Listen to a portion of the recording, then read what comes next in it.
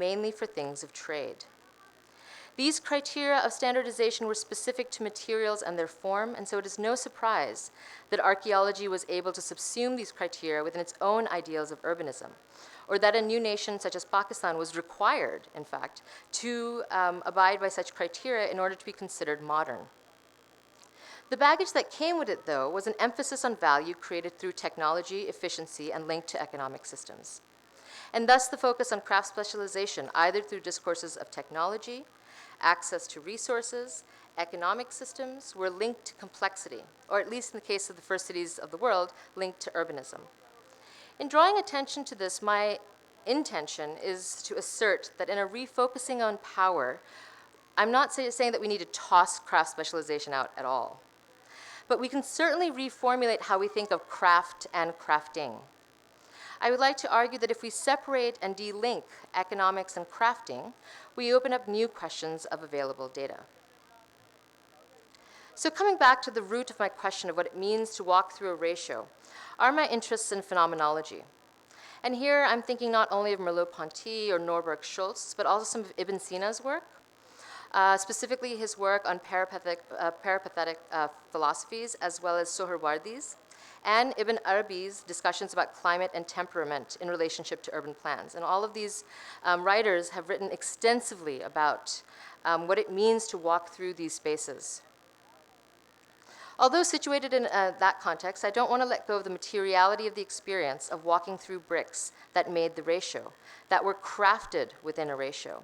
I want to think a bit about the affect of crafting that ratio.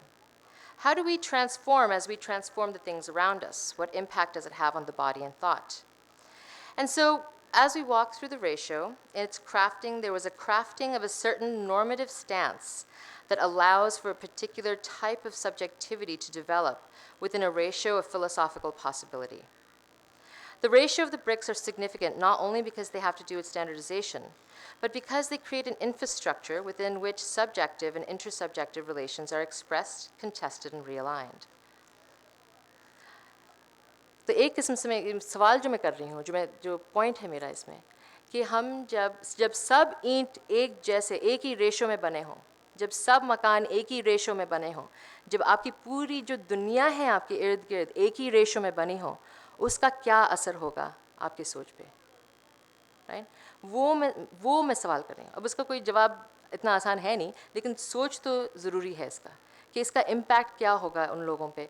And ये सब करने से अगर सब रेशो में ही है, तो हमारे भी जो हमारे जो अर्बन सब्जेक्ट्स हैं, जो हमारे हड़प्पन लोग हैं जो यहाँ रहते हैं, मोहनजोदाड़ो के जो लोग हैं जो रहते हैं, वो भी उसी रेशो के अंदर अपने आप को समझना पा रहे हैं. वो लोग समझते हैं अपने आप को उसी philosophical range में, समझ लें. The normative ideal of culture can be thought of as that building or that wall that maintained cardinal directions and comprised of bricks of Indus proportion. Non-normative, subcultural, or countercultural possibilities exist within the same space, and culture through the articulation of curved walls and non-cardinally aligned building practices, but they still use the same bricks, right? And there's something about the affect of the bricks and what I argue their cultural resonance that continues to link the multiplicity of subjective positions possible within an Indus space. In some measure, we might even think of these as a techno-political tactic, one in which the standardization of bricks may be considered a conscious strategic practice of designing a technology to constitute, embody, or enact political goals. In arguing that we can interrogate ancient politics through the brick, right? Again, the point here that I'm making is that there is something political in that brick. I want to remind us of how politically active these bricks have been all along, right? It was 1853 that the bricks called out to Cunningham and alerted us to the ancient site. It was later on in contemporary history that the bricks urged UNESCO to contend with salt efflorescence. It was 1963 that the government of Pakistan asked UNESCO to send a mission of experts to study the condition of the city of Mohenjo-Daro. And by January 1964, we had Harold Lederleith from the UK, who was at the time the director for the International Center for the Study of the Preservation and Restoration of Cultural Property in Rome. He was joined by two experts from the Netherlands, Theodore Buffo, an engineer, and Cesar Voet, a geologist. And according to the report filed by NEDCO on the desalinization of Mohenjo-Daro in 66 and 67, one of the key things what they wanted to do was lower the water table, and that they claimed was possible by a three-pronged drainage system. But they also insisted on archaeological investigations. And I know, as we speak, the last couple days, there have been meetings here that have contended with the relationships of the BRICS, that the BRICS initiated so far back. And so, in an international sense, in a formalized sense, and in those relationships, there has been money, power, prestige, and everything political. And all of our relationships to those politics of this thing called BRIC are distinct. These BRICS have existed far before and quite likely beyond the forms of you and I. For the ancient world, these BRICS were a part of a larger political narrative that structured their ways of understanding themselves within a ratio. And so in some capacity, we are all conditioned by the spaces we walk through. And I want to remind us that in our assemblage subject positions, there are far more pieces to the assemblage when one encounters difference, such as in an urban setting. There are higher political stakes, one might argue. And even when the shapes of walls curve and allow for a feeling of not always turning a corner, there always must be criticality that asks about the building blocks of such organization. And in this case, it is not a metaphor. The BRICS are to a ratio. Even if the ratio is based on the body, it suggests that the movement of the body can be controlled by the parts of the body. But not all bodies are the same, and by that same logic, not all assemblages are the same, and subjectivities. And so we may never know the answer to what it felt like to walk through a ratio, because there was never one experience, but rather multiple ways to belong, multiple ways to experience the relationships that existed between the materiality, standardization, and the people walking through the lanes in these cities, including our own, as I experienced this morning. But whatever they were, it was always within, I would argue, a ratio of possibilities. Thank you. And sorry about screaming. Good afternoon, ladies and gentlemen. I'm Atsushi Noguchi from Japan. So at first, I would like to ask you to be patient for a while, so your lunch is ready in next 10, but so I must catch you for a while. So I'm affiliated with the University Museum of the University of Tokyo as a research project researcher, which is aiming on Homo sapiens dispersal from Africa into Eurasia. And meantime, I'm a director of Japanese non-profit organization, so-called Japanese Center for South Asian Cultural Heritage, which is aiming to promote and to support cultural heritage studies and conservation. And so today, my today's topic is development of Lithic technological system and socio-economic integration through the early Harappan period, the key role of the northern Sindh and Mohenjo-Daro. So in this regard, I'm talking about the stone tools. And before going to my talk, at first I must thank for National Fund for Mohenjo-Daro, Government of Sindh, Dr. Karimullah Lashari, and all other organizers of the conference.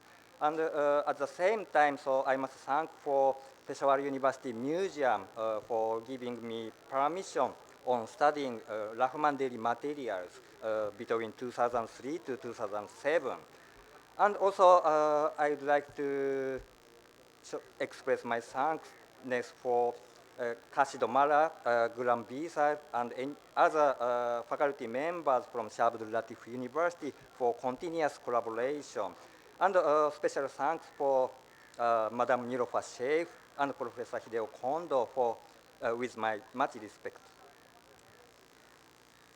So, first, for understanding the significance of Mohenjo-Daro in the Indus Valley civilization, we should consider the geography of Sindh.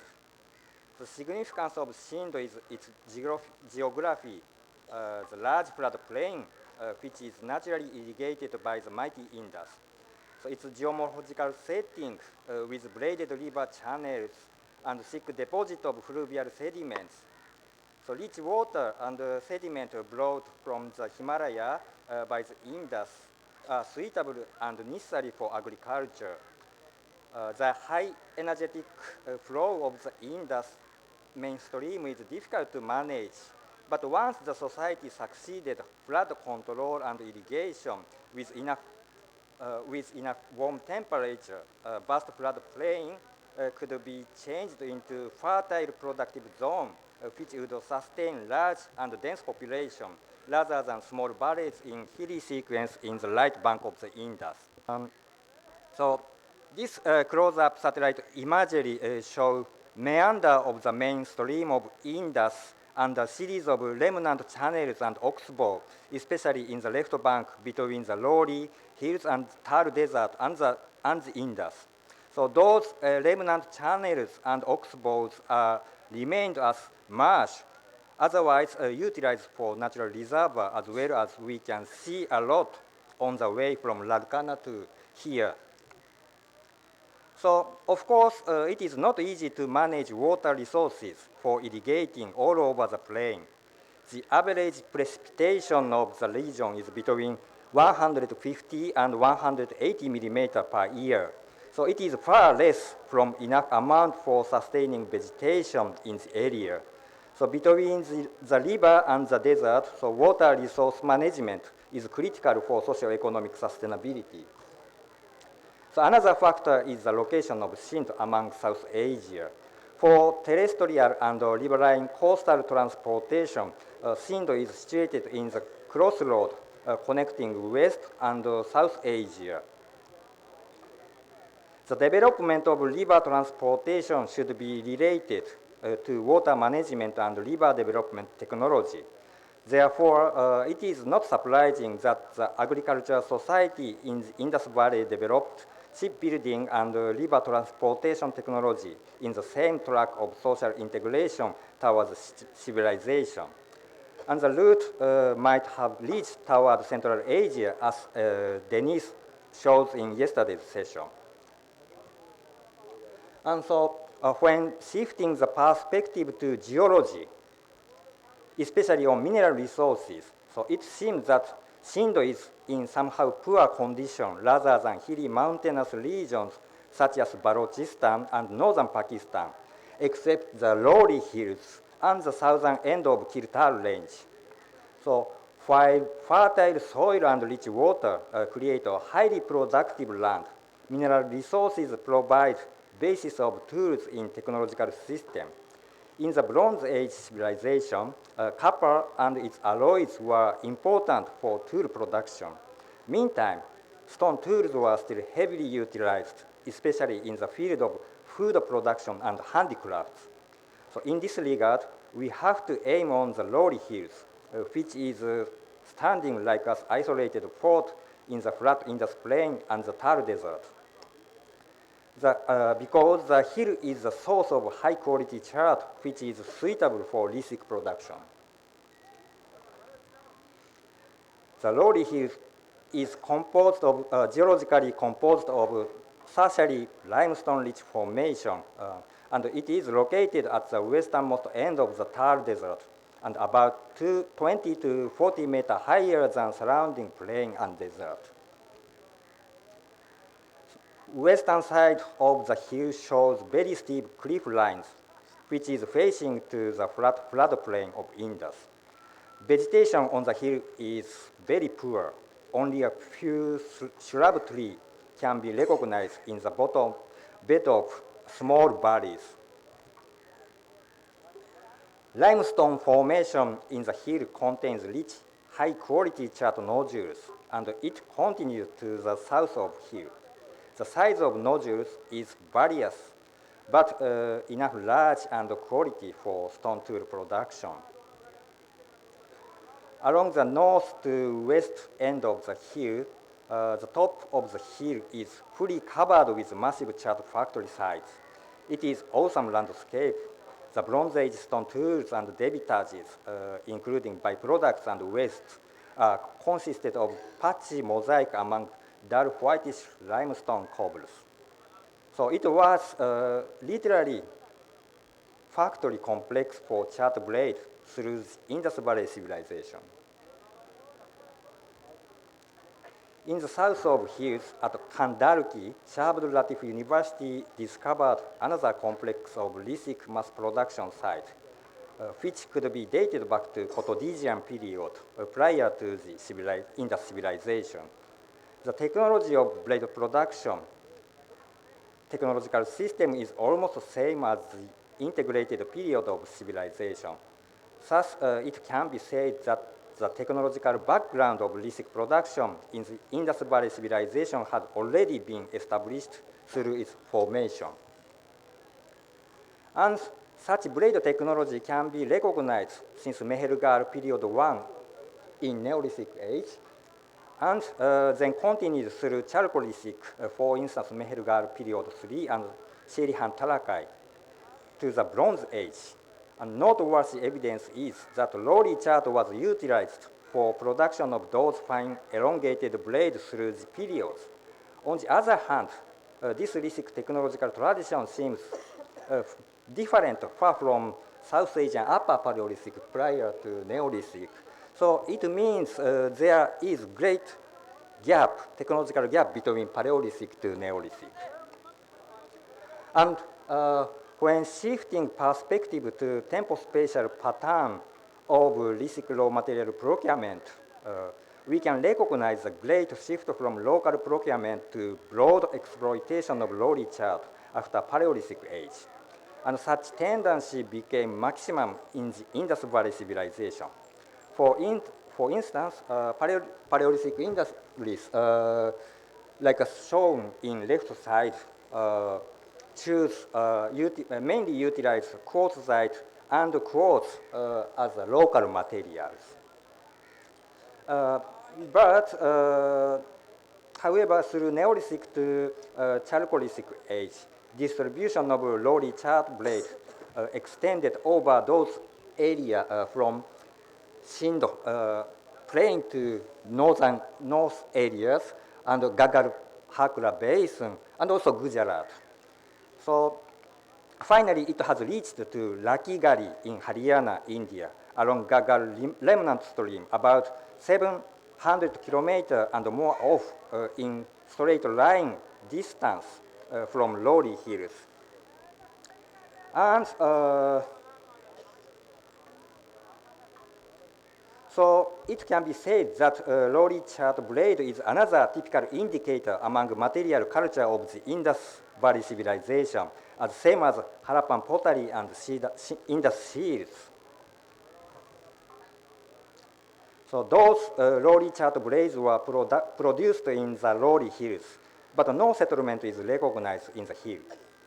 The artisan working in the Lowry hills might come from villages nearby the hill. Then how did they transport their products to remote areas like Gagar Hakra Basin and Gujarat? So is there directly exchange or trading between factory to remote cities? Is it possible? So we have plenty amount of Lowry chart blade from Mohenjo-daro too. So this observation suggests that Lowry chart blades produced in the hill might be transported into Mohenjo-daro and probably into Larkana as well. Then exchange or trade to those remote cities were managed by people living in Mohenjo-daro and Larkana. So those cities might manage and control both production sequence from raw material procurement to chipping blade and selecting them, then export to the cities, including remote cities. So in this regard, Mohenjo-daro and probably Larkana played important roles as the center of the Lowry chart production trading network. For further understanding of lithic technological development towards the Indus Valley civilization, lithic assemblage from Rahmandeli, Dera Ismail Han district, Khyber Pakhtunkhwa provides important information